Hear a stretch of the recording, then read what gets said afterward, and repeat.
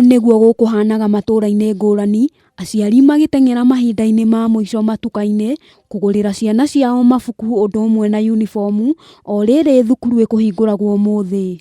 Kaunti-inĩ ya Nakuru hamwe na ya Nyandarua, kahũa kauma keru, kũrĩa onjoria no baita megũtaraga kũrũmĩrĩra ũingĩ wa agũri arĩa mauma kuo.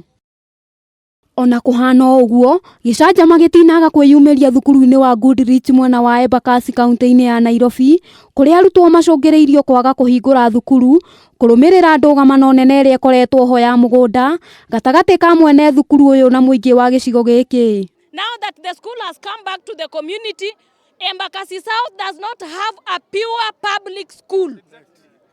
But from today, we have a school. The reason why we have been languishing in poverty is the lack of basic education to the public of Embakasi South.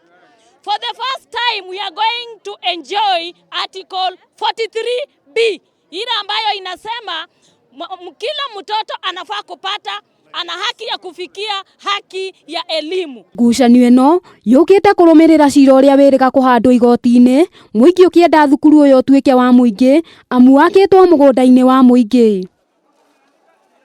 Rĩu aikari aya merũmĩte kĩni na kuga thukuru ũyũ gũkorwo wĩ wa mũingĩ, kũrĩa maũcenjetie rĩtwa na kũwĩta Mukuru Educational Center na kwambĩrĩria kwandĩkithia arutwo erũ. Kuru sana administration kuanzia DC, ADC, assistant DCC na all administrations wote wametusaidia. Tumeleta shule siku ya leo imerudi kwa mikononi ya mwananchi. Handũ-inĩ ha Kameme TV, rĩtwa rĩakwa nĩ Wambui wa Njũgũna.